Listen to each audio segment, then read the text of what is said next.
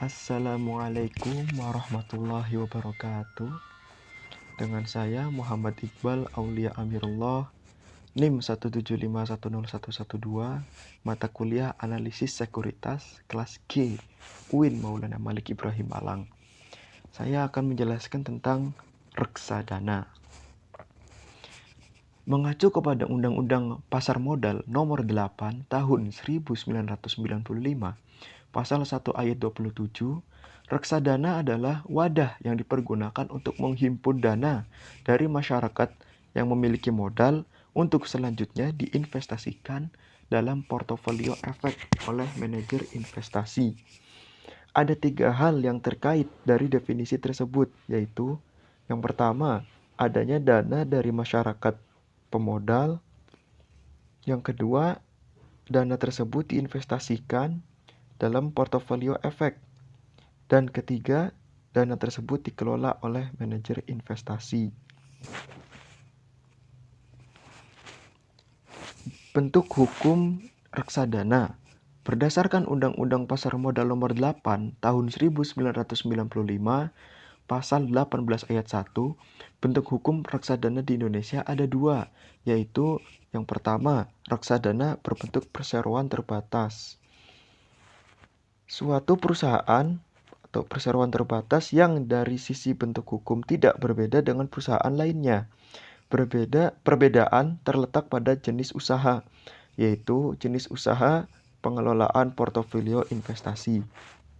Yang kedua yaitu kontrak investasi kolektif. Kontrak yang dibuat antara manajer investasi dan bank kustodian yang juga mengikat pemegang unit penyertaan sebagai investor. Melalui kontrak ini, manajer investasi diberi wewenang untuk mengelola portofolio efek dan bank kustodian diberi wewenang untuk melaksanakan penitipan dan administrasi investasi. Dari sisi peraturan Badan Pengawas Pasar Modal, reksadana Indonesia dibagi dalam 4 jenis kategori. Yang pertama ada reksadana pasar uang. Didefinisikan sebagai reksadana yang melakukan investasi 100% pada efek pasar uang. Yang kedua ada reksadana pendapatan tetap, yaitu reksadana yang melakukan investasi sekurang-kurangnya 80% dari portofolio yang dikelolanya ke dalam efek yang bersifat hutang. Yang ketiga ada reksadana saham. Reksadana saham adalah reksadana yang melakukan investasi sekurang-kurangnya 80% dari portofolio yang dikelolanya ke dalam efek bersifat ekuitas atau saham. Dan yang keempat ada reksadana campuran. Reksadana campuran dapat melakukan investasinya baik pada efek hutang maupun ekuitas dan porsi alokasi yang lebih fleksibel.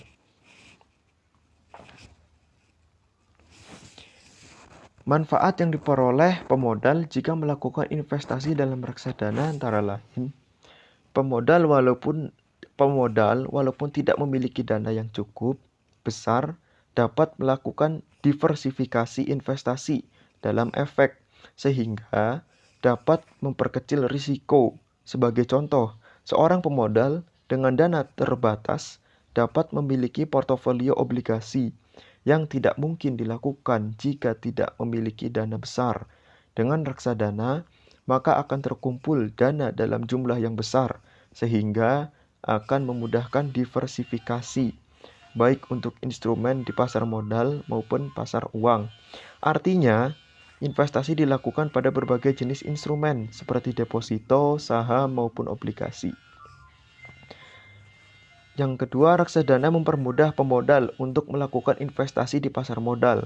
Menentukan saham-saham yang baik untuk dibeli bukanlah pekerjaan yang mudah, namun memerlukan pengetahuan dan keahlian tersendiri, di mana tidak semua pemodal memiliki pengetahuan tersebut. Yang ketiga, ada efisiensi waktu. Dengan melakukan investasi pada reksadana, di mana dana tersebut dikelola oleh manajer investasi profesional, maka pemodal tidak perlu repot-repot untuk memantau kinerja investasinya, karena hal tersebut telah dialihkan kepada manajer investasi tersebut.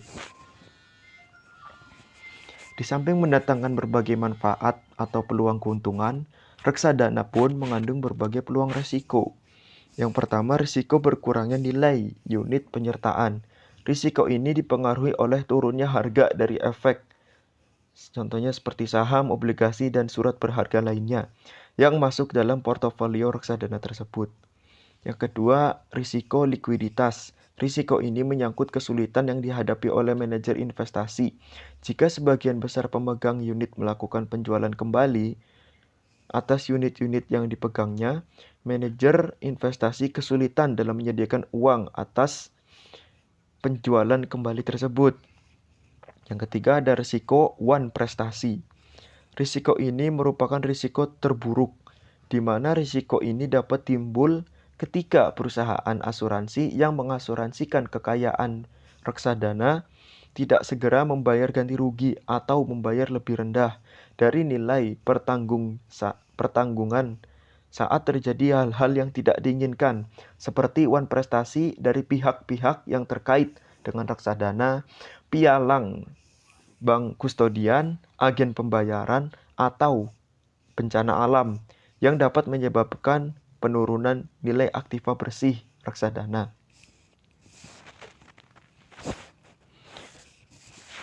Pengelolaan reksadana ada 5 tahapan, yaitu penentuan tujuan investasi, pembentukan kebijakan investasi, pemilihan strategi portofolio, yang keempat, pemilihan aset, yang kelima, pengukuran dan evaluasi kinerja. Pengelolaan reksadana dilakukan oleh perusahaan yang telah mendapatkan izin dari Badan Pengawas Pasar Modal sebagai manajer investasi.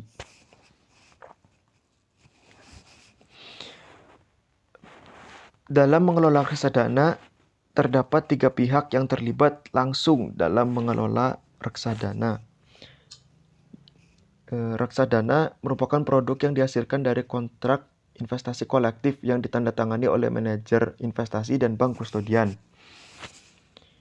Dalam kontrak investasi kolektif, bank kustodian dan manajer investasi sepakat melakukan penghimpunan dan pengelolaan dana dari masyarakat dalam bentuk reksadana dengan pembagian hak dan kewajiban yang jelas untuk masing-masing pihak.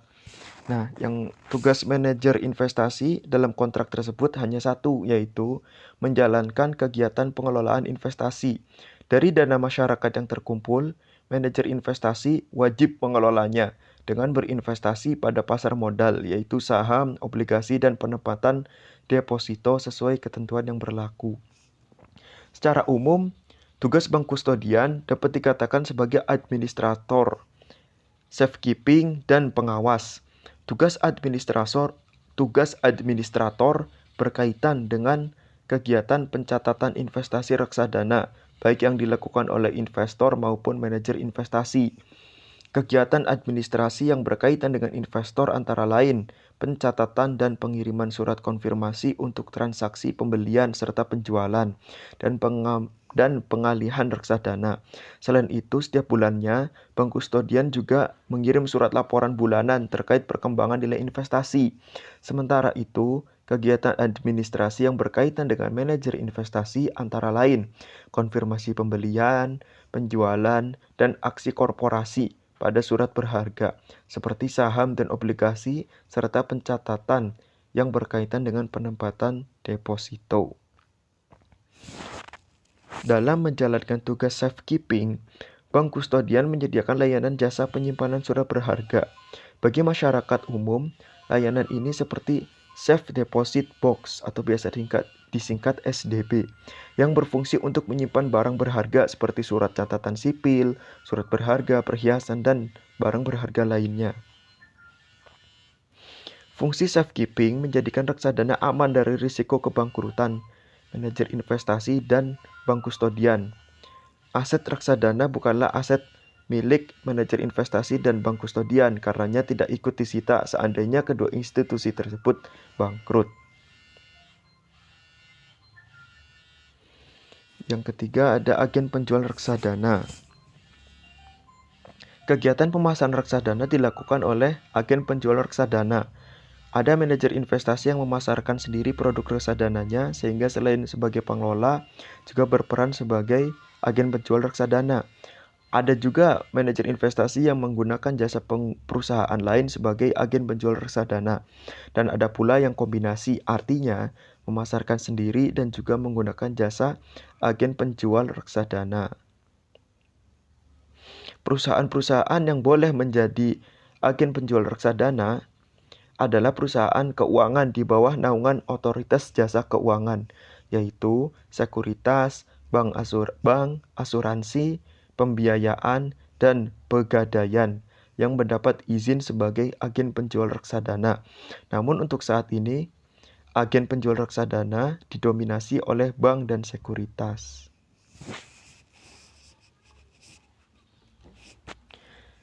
Nilai aktif bersih merupakan nilai pasar wajar, fair market value, suatu efek dan kekayaan lain dari reksadana dikurangi dengan kewajiban atau utang. Nilai aktif bersih merupakan salah satu tolak ukur dalam memantau hasil dari suatu reksadana. Nilai aktif bersih per unit penyertaan adalah harga wajar dari portofolio suatu reksadana setelah dikurangi biaya operasional kemudian dibagi jumlah saham atau unit penyertaan yang telah beredar yang dimiliki oleh investor pada saat tersebut. Faktor-faktor yang mempengaruhi nilai aktif bersih. Penyebab penurunan harga pasar portofolio investasi reksadana dapat disebabkan oleh banyak hal, diantaranya kinerja bursa yang memburuk, terjadi kerugian emiten, situasi politik dan ekonomi yang tidak menentu, dan masih banyak penyebab fundamental lainnya. Pertumbuhan kinerja nilai aktif bersih reksadana yang meningkat terus-menerus bukan suatu jaminan bahwa nilai aktif bersih reksadana tidak akan mengalami penurunan atau kerugian di kemudian hari. Sekian penjelasan dari saya, mohon maaf bila saya memiliki kesalahan. Wassalamualaikum warahmatullahi wabarakatuh.